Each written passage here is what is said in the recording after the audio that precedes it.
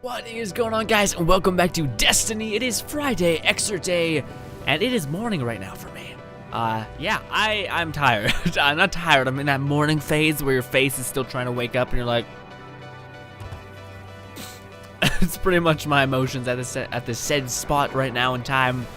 Also, today is my grad rehearsal, so that's pretty intense. Yeah, graduating, it's pretty crazy. Oh wow, Extra's here. Okay. But yeah, I'll make a video about that when it happens. So I think that's Saturday when it actually happens, and I'll probably be pretty, horrified. but yeah. Anyways, that's not what you guys came to the video for. You guys came to see Extra and his I might want to buy that one actually, because I might do this. I'm not sure. Because I already have the Heart of the Praxic Fire, but I'm not sure if it's worth upgrading. Like, I know it's worth upgrading, but I'm not sure if I'll play enough Sunsinger. Alright, I just yawned. Anyways, so we got the Ruin Wings. Now these, I do believe, give you more ammo. Yes, they allow heavy ammo to drop more efficiently, and they also allow you to carry more heavy ammo, right? Heavy ammo drops more often and contains more ammo in it. Alright, so that's what it is. This is really good if you couple this with the Gjallarhorn. In fact, if we look at... No, we can't. But the Ruin Wings actually do look like they're kind of...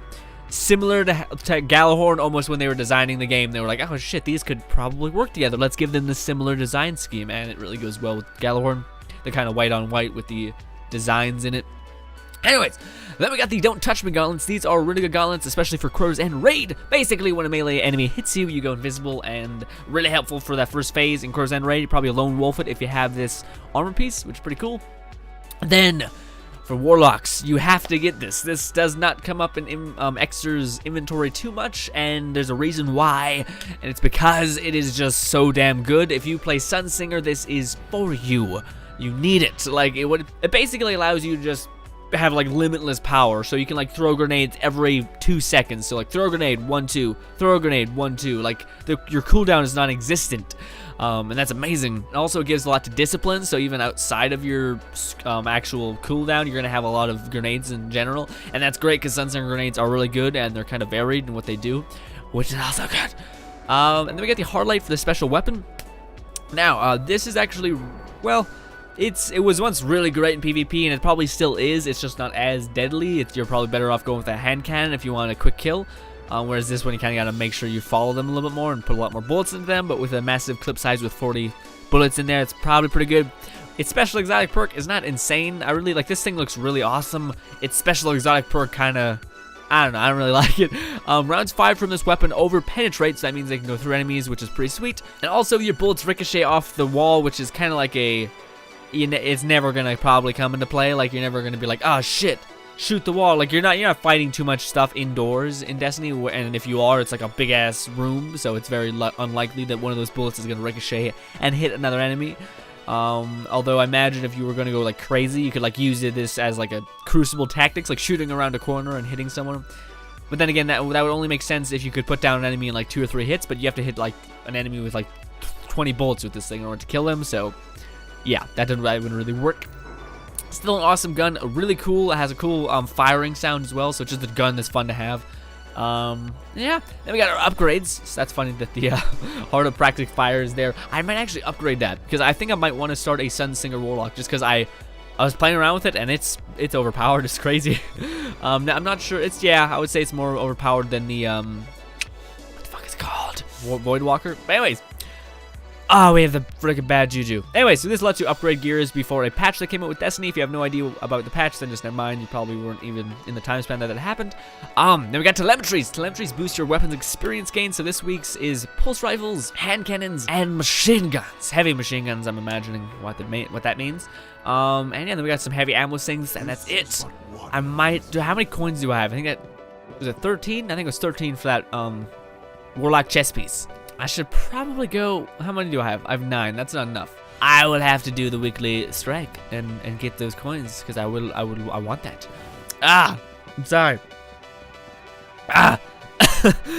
So by the way, guys, holy crap, I have a video hopefully coming out soon, unless it was awful because I never really got around to looking at it and editing it. But essentially, it's where I was just talking about the amazing things that Bungie was doing with their community, and like how they're advertising House of Wolves, which in my opinion is like, I've never seen a gaming company do it, and it seems to be working extremely well. Like, I've never been more amped for a DLC before. Basically, what they're doing is they're getting people from their community, people that actually like have dedicated their whole channel to like playing their game and making people amped for it and giving them info about the game and all that kind of stuff. They're taking these people that have put so much time into their game and honestly just giving them a ton of like advertising and all that kind of stuff. And like, you know, I don't want to say advertising, that's a bad word. They're really good at basically keeping the game fresh and keeping it interesting. And that's why I think it's amazing. And Bungie apparently does too, because they're like, I've not seen one person that doesn't have like a pretty hefty amount of subscribers and does Destiny content that hasn't gotten flown out and got to play like the actual Destiny beta, not Destiny beta, the House of Wolves kind of intro, which is amazing. And they got everyone has like their own videos, so that's crazy cool. But on top of that, the other side of the internet, where there's like Twitch and all that kind of stuff, people like King Gothaline, which is the person I've been following for a very long time, ever since he started. Oh fuck. Okay, good. Ever since he started with Borderlands, I'm watching the shit out of that person. Morning After Kill kind of latched me onto that person. Anyways. So yeah, he's amazing. And he did a great job with the Rift. And then this week, I forget the name of the person. Basically, he's like a pretty good Destiny PvP player, and he live streams the same as Goth. And amazing, like when they introduced the multiplayer aspect, it was perfect. And the way they explained why these things were good was great. It wasn't like some freaking game journalists talking about it, like who had no interest in the game and was just like, no, these are people that played the game, understood the game, and were good at the game. Like, these three things make for a good showcase. Not some like game journalist who doesn't know anything about the game and doesn't really care. Like, don't get me wrong, if you care, then cool. Like, I've seen some game journalists that do great and like actually genuinely like the thing, and then I can tell very quickly when a game journalist is just there to be there and just because it's his job, not because he actually likes the game or anything like that. So I think it's amazing and a smart. Oh fuck, I was asking for that, but I think it's amazing that Bungie actually, you know, that they hire these people that knew stuff about their game, that wanted to be there. I think like that's amazing and such a perfect thing to like advertise your game. And I think it's working a lot. I'm gonna leave links either in this video or the other video where I actually talk about House of Wolves. The stuff that they showcased last week. I should get that up soon. You guys just gotta know, like I said in the beginning, that's my grad soon. It's like tomorrow actually. Holy shit, that's horrifying. So yeah, things are a bit tight on time, and I have family over, so that's a whole thing too. I don't want to like, what's up guys, in my fucking room when they're not here. The only reason I'm able to do that right now is because they're uptown shopping. On a side note, just, you know, trying to make the video longer. Oh wow, it's not even a long video. Cool. Actually that's not it's good in its own right. But oh no. Anyways, the one thing I want to talk to you guys about is on the May 19th, is it? 18th? I'm not sure. Basically, it's like 2 weeks from now, and two games that I was really amped for, and I still am just as amped, are The Witcher: The Wild Hunt, but also on the same day that The Witcher comes out, the House of Wolves DLC drops.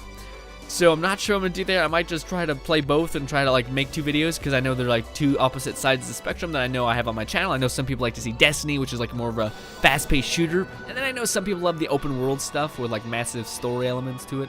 Jump on. So I think I might try to appease both sides, but there may not be. No, I'm not gonna say that. I'm gonna jump into those games, and it's just a matter of editing the videos. I think. I hope, unless they're both duds, which I just highly doubt. But yeah, guys, again, I think Bungie is like there's a reason why they're like one of the most known and the best developers who do not get the most shit. Like EA, all the poop in the world. Fucking Bungie, barely any. But don't get me wrong, no, I can't even remember last time Bungie fucked up, like really fucked up. No, that's not even theirs anymore. Halo Chief, the Master Chief Collection, I don't even think that's a thing. You know, they didn't make that. Yeah, no, so they're clear. They're solid. They know what they're doing. Anyways, guys, nevertheless, guys, thank you guys so much for watching as always. This has been Destiny, this has been Exo's Loot. Get the Heart of Praxic Fire, and the Heartlight it's okay. With the recent degrades to your assault rifles, not the greatest, but you know, still pretty decent, I think. Still fun to use, I should say. That's what it comes down to, is if a weapon's fun to use, opposed to amazingly efficient. But anyways, guys, nevertheless, guys, thank you guys so much for watching as always, and bye, guys.